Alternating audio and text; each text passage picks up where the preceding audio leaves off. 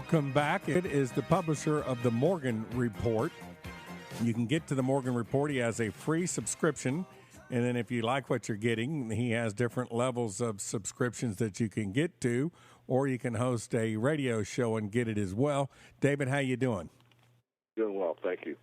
David, it's always a pleasure to have you on. I was reading, I think it was something that G. Edward Griffin, a friend of ours, had put out. It was a news article that had come, I think, out of the UK about 10 days ago. It was the manipulation of the gold market by Goldman Sachs and some bullion banks, and had the Fed not intervened, and this is going back 2 or 3 years ago, the bullion banks would have collapsed, and now they think they're back at it again. Are you familiar with that story?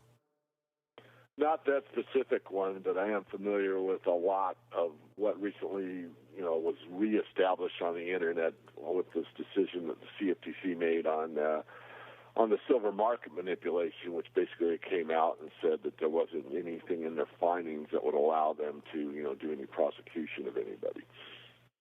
Well, they never prosecute anybody. I mean, they don't even prosecute the bankers when they knowingly launder drug money or rig LIBOR or anything like that. Amen. That's why I never got really super involved in it. I think it's important that people know what they're up against. And, of course, the question I get continually, in fact, I just got one in this month's several, but one guy in particular, he sounds like he's new, and he said, I'm learning, and we're all learning, by the way. I still learn new things about the silver and gold markets. And he said, well, it appears that they're allowed to manipulate the market, and this is a fact established by the Gold Anti-Trust Action Committee, that the Exchange Stabilization Fund that was established about the same time that Roosevelt did all the legislation that turned things around as far as from the constitutional republic to more of a socialistic atmosphere. But regardless of the politics involved, the establishment of this Exchange Stabilization Fund allowed the manipulation of the gold market. And this still is a standing entity. In fact, a very powerful one, a very secretive one, really. It's an open secret. I mean, you can determine that it exists. You certainly can't see what their trades are. So the idea that they can go in and manipulate the gold market at law is an absolute total fact. And so this gentleman wrote me and said, well, if they're allowed to do it at law, what chance do we have? And the answer is we win. And I'm convinced of that. And the reason is that paper doesn't equal physical. And I think that's the most basic thing you can boil it down to. In other words, if there wasn't this big paper market, paper pusher derivatives situation, gold and silver would be far higher than they are right now in terms of paper price. They are at the level that they're at because there is so many derivatives on these markets. Nonetheless, we've already seen an absolute smash you in the face admission that they're losing, and that is when Germany asked for its gold back, and the Federal Reserve of New York said, sure, 7 years from now. So they are out of gold, really. If Germany's gold was in a safe-keeping account, a current account, it will be shipped over to Germany in a matter of just a few days. But no, the New York Fed says 7 years. So it's obvious that they don't have all the gold they purportedly have. Most of it is paper gold. And silver is probably a very similar situation. And so this is the problem. Physical is different than paper, and that fact will always be so. And we're getting, I think, near the end of the game. Now, how long, and of course, that's a question I can't answer. It's going to be next, tomorrow, next week, next month, or next year. I don't know. My best guess is, unfortunately, it's probably got a couple more years. Nonetheless, the price pressure, the upside is continually there, and it will manifest. And again, the overall trend really can't be manipulated by these characters.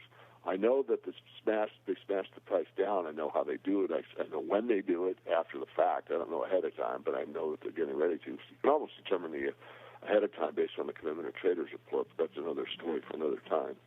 Anyway, long-winded, but yes, these entities exist. Yes, they have the power to control the price, and they do, but they can't control the overall trend, which is up, and has been up for over a decade and will continue to do so. This should be what's taking place this week, the raising of the debt ceiling, which means the creation of more fiat, should be causing the gold and silver to rally. And yet right now we're under a little bit of pressure. But why isn't it rallying? Do you think this is central bank or bullion bank intervention at the moment? I think the market is just exhausted. I think that psychologically, I think the powers that be have won temporarily. In other words, I think it'd take a huge catalyst, even more than the one you just mentioned, Alan, for the market to really take effect and move to, strongly upward.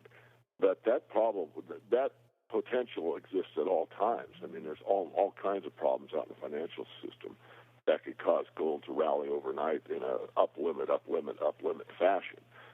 Not predicting that, but certainly it exists. The potential exists.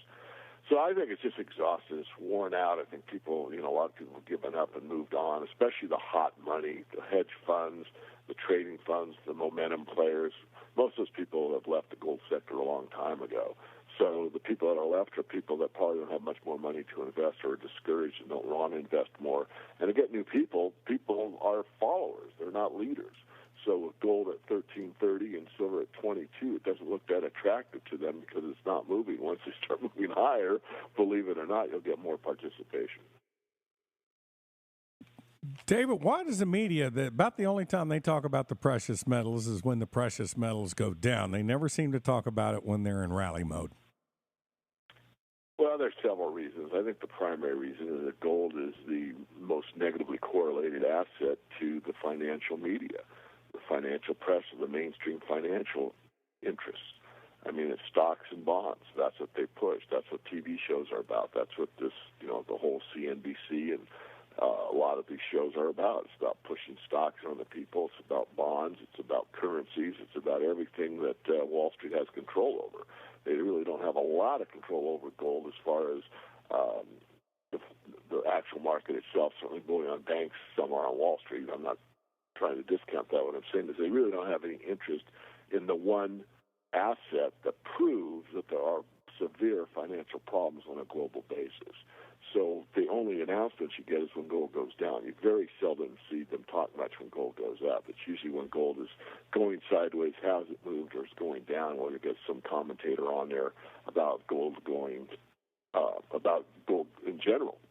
And a few times that I was on when it was going past 1,000, and they kept trying to get me to say that gold's in a bubble. And I said, gold is no way in a bubble. We're in a bond bubble. The bubble, the biggest bubble in the history of mankind, is the bond market. And they cut me off. I was stopped, cold blank stopped on CNBC.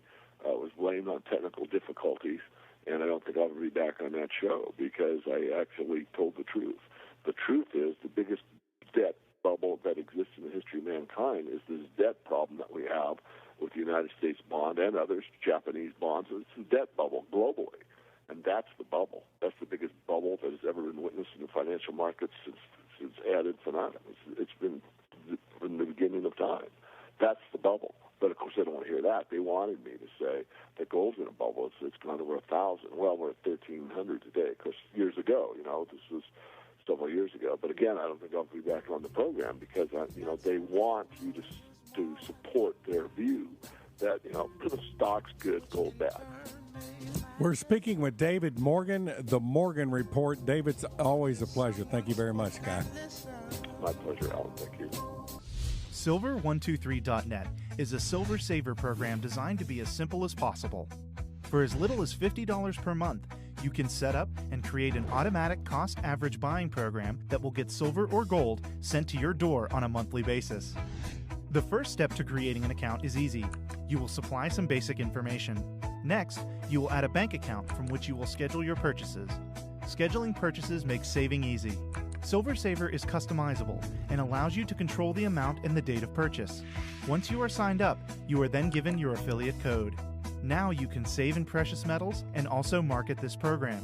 You can use email web pages, and multiple forms of social media to share the Silver Saver program. Silver Saver will reward you generously with physical silver or gold whenever someone you refer becomes a saver. Silver Saver not only provides you with a share code, but also allows you to place your own banner ad on a website of your own.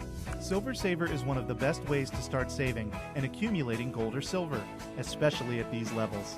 Visit silver123.net and start saving today.